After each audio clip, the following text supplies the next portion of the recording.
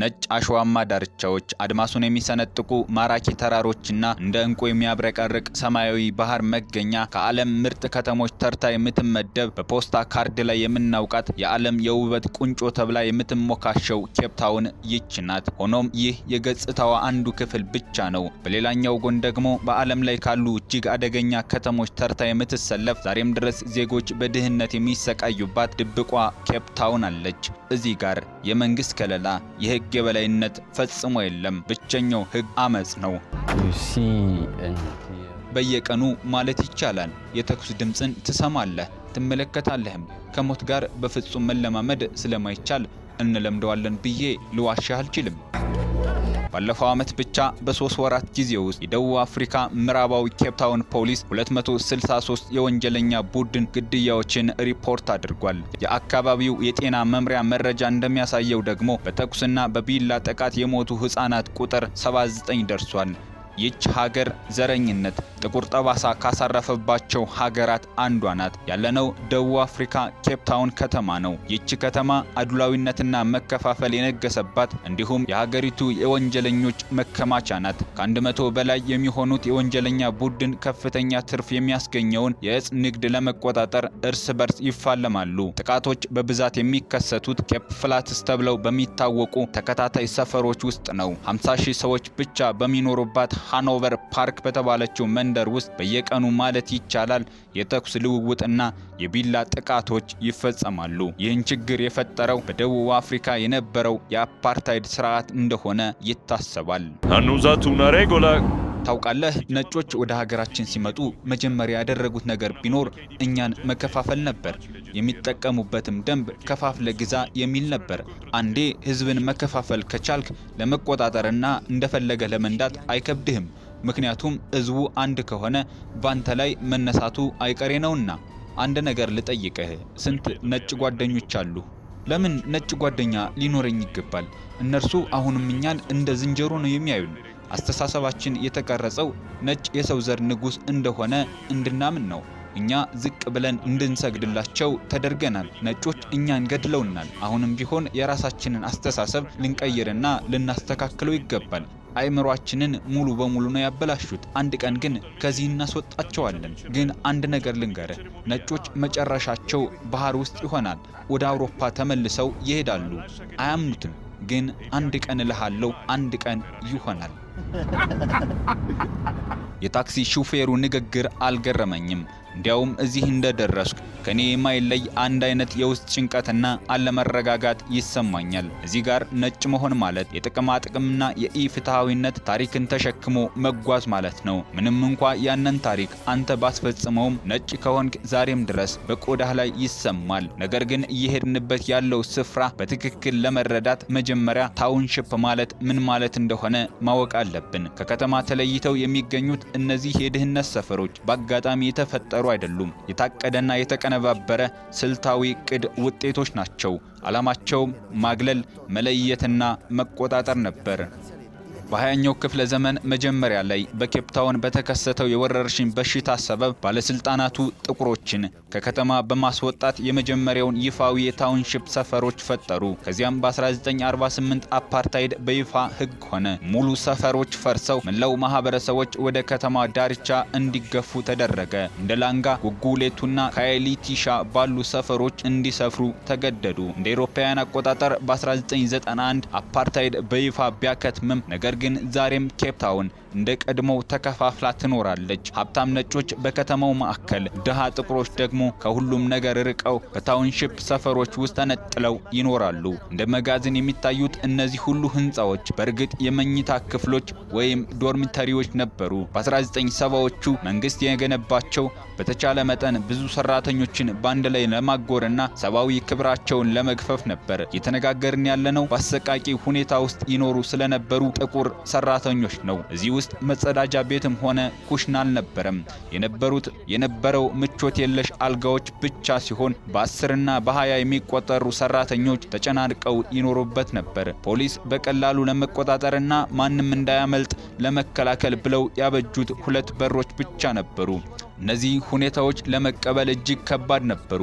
በተለይ ደግሞ ሚስቶቻቸውን ወደ ክፍሎቹ እንዳያስገቡ ተከልክለው ስለነበር ከባድ ያደርገዋል። ነገር ግን ብዙዎቹ በብልሃት ይወጡት ነበር። ሴቶቹን እንደ ወንድ እያለበሱ ወደ ውስጥ ያስገቡና ይደብቋቸው ነበር። ሆኖም ይህ ድርጊት መንግስት ከፈለገው ግብ ተቃራኒ የሆነ ውጤት አስገኘ። መንግስት የጥቁሮችን ቁጥር ለመቀነስ ፈልጎ ነበር። ነገር ግን የሆነውና የገጠመው ተቃራኒ ነው። ያንን ምክንያት ተከትሎ በእነዚህ ብሎኮች ውስጥ ምንም አይነት ግላዊነት ወይም ፕራይቬሲ አልነበረም። በመሆኑም ሁሉም ሰው ከትዳር አጋሩ ጋር በግልጽ በሰዎችና በልጆች ፊት ይገናኝ ነበር። ይህም ልጆች ከወሲባዊ ግንኙነት ጋር ገና በለጋ ዕድሜያቸው እንዲተዋወቁ አደረጋቸው። የልደት ምጣኔው በአስደንጋጭ ሁኔታ ጨመረ። እናም ማመን ይከብድ ይሆናል። ነገር ግን እነዚህ ታውንሺፖች የታወቁትና የህዝብ መኖሪያ የሆኑት በዚህ ምክንያት ነው። አሁን ያለው ሁኔታ ተቀይሯል። ህይወታችን ተቀይሯል። አሁን ጥሩ ጊዜ ነው። ነገሮች እንደ ቀድሞ አይደሉም። በየቀኑ በአፓርታይድ ህጎች ስንሰቃይ እንደነበረው አይነት አይደለም። ቀድሞ ነገሮች ምን ይመስሉ ነበር? በፊት በጣም ከባድ ነበር።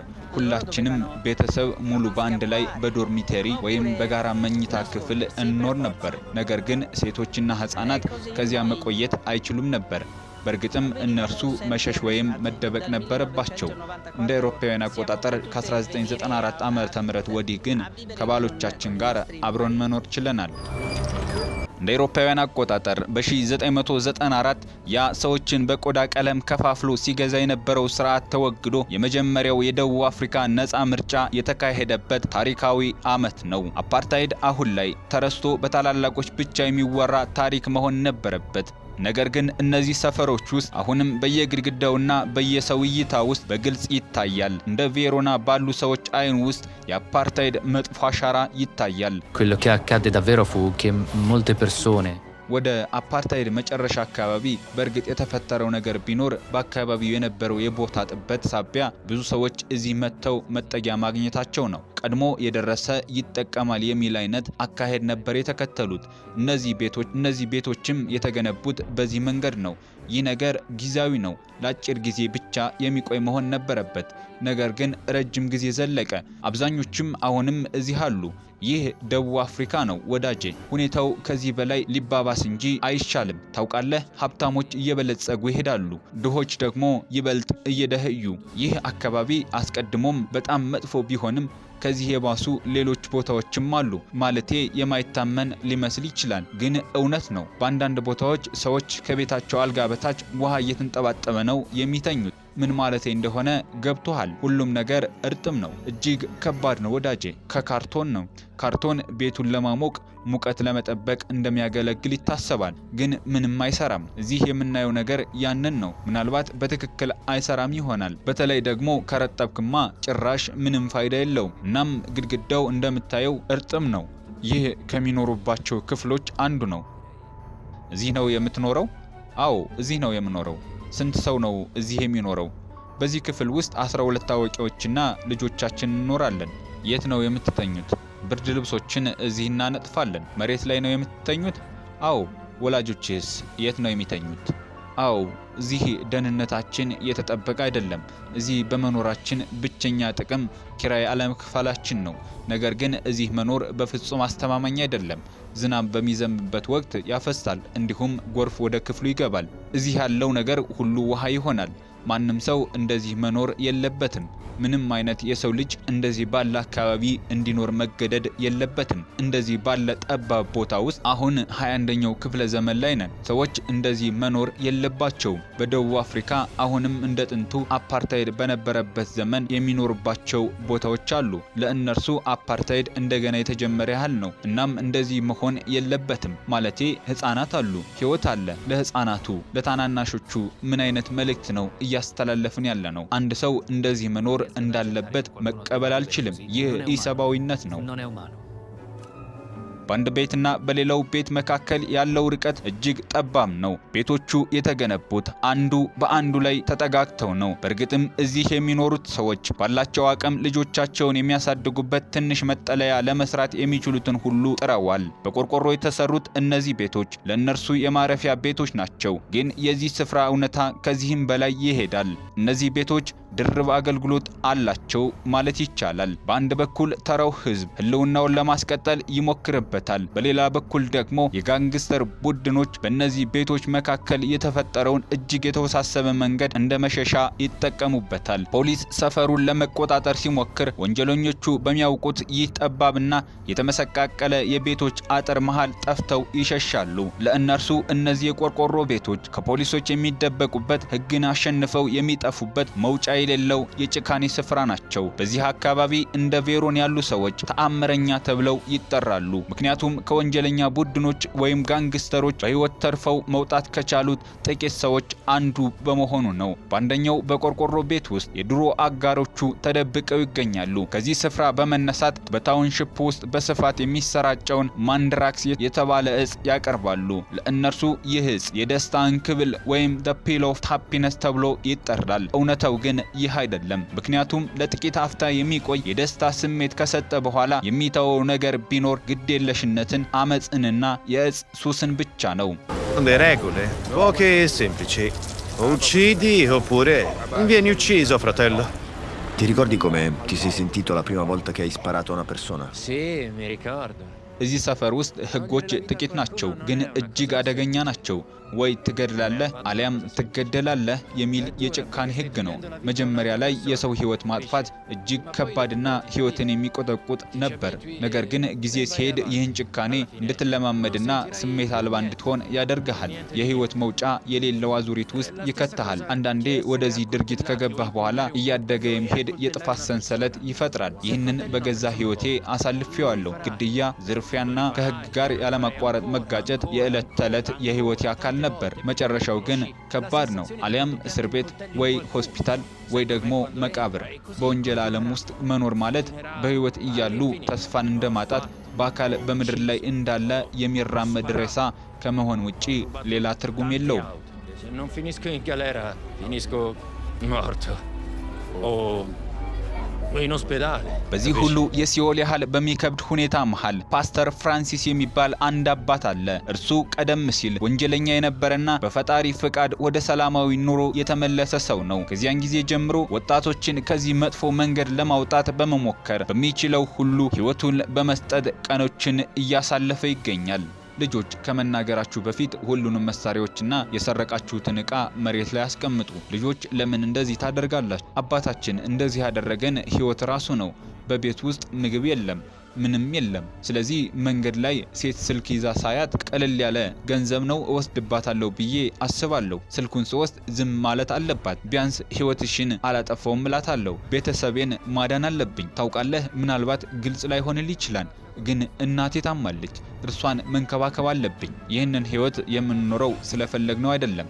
ይህ እኮ በጣም ከባድ ህይወት ነው። ከፓስተሩ ጋር አብሮ መጓዝ ነገሮችን ከሌላ አቅጣጫ እንድንመለከት በሮችን ከፍቶልናል። በህግና በስርዓት የማይመሩትን የወንጀለኛ ቡድን አባል የሆኑትን ሰዎች ፊት ለፊት ማውራት ችለናል። በውጫዊ ማንነታቸው ወንጀለኞች ቢባሉም ከፓስተሩ ጋር ባላቸው መተማመን ግን ልባቸውን ከፍተው የህይወታቸውን እውነታ እያካፈሉን ነው። በእነዚህ ጎዳናዎች ለመኖር ሲሉ ብቻ የለበሱትን ያንን የጭካኔና የጦር ጋሻ አውልቀው ራሳቸውን ለሰላም ሲያጋልጡ ማየት በእርግጥም እጅግ የሚያስገርም እንዲያውም ልብን የሚነካ ተሞክሮ ነው። ውድ ተመልካቾቻችን እነዚህን ሰዎች በዚህ ልክ ቀርበው በቅንነት ሲያወሩን ስንመለከት ቀርበን ስላልሰማናቸው ብቻ ስንቶች ይሆን ባልተገባ ቦታ የዋሉት፣ ባልተገባ ተግባር የተሳተፉት ብለን እንድንጠይቅ ያደርገናል።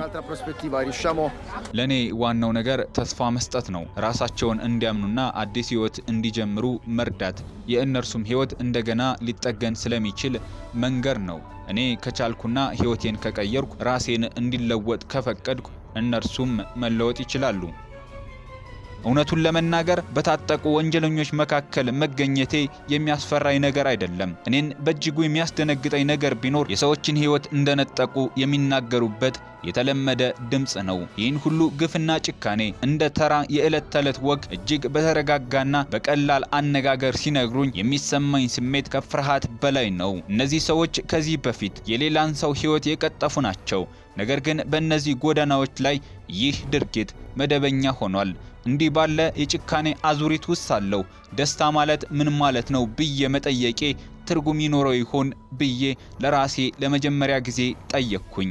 ሆኖም ምንም ያህል አስቸጋሪ ቢሆንም ከነርሱ የተለየውን የደስታ እይታ ለመረዳትና ከእውነተኛው የህይወት ጎዳና ትምህርት ለመቅሰም ይህን ጥያቄ መጠየቅ ግዴታዬ ነው።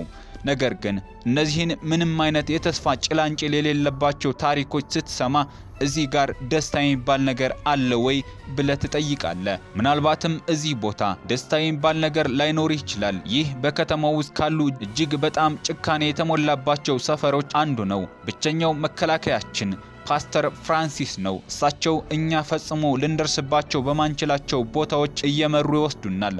በቡድኖቹ መካከል ያለውን የአሰራር ልዩነትና እንዴት እንደሚከፋፈሉ ለመረዳት እየሞከርን ነው። ነገር ግን ይህንን ዝግጅት ህፃናትም ሊመለከቱ ስለሚችሉ በዚህ ቦታ ያለውን ዝርዝር ሁኔታ ከማቅረብ እንቆጠባለን። በጉጉሌቱ ጎዳናዎች ላይ የሚታየው እውነታ ብዙዎቻችን ልንረዳው ከምንችለው በላይ እጅግ የተለየና ፈታኝ ነው። እነዚህ ወጣቶች ስለ ህይወት አናኗራቸው ሲናገሩ የሚንጸባረቀው እጅግ ጥልቅ የሆነ የኑሮ ጫና ነው። እንደ መከላከያ ዘዴ የሚጠቀሙባቸው ልምዶች፣ በህይወት ለመቆየት የሚያደርጉት ጥረትና ስለመጪው ጊዜ ያላቸው አመለካከት በሰፈሩ ውስጥ ያለውን ውስብስብ ማህበራዊ ሁኔታ ያሳያል። የህይወት እውነታችን ይህ ነው ሲሉ በራሳቸው የኑሮ ዘይቤ ውስጥ ተዘፍቀው የሚታዩበትን ሁኔታ ነው የሚገልጹት። ላለቆቻቸው ያላቸው ታማኝነትም በዚህ በተዘረጋ የቡድን ስርዓት ውስጥ እንደ አንድ የጋራ መተሳሰሪያ ተወስዷል።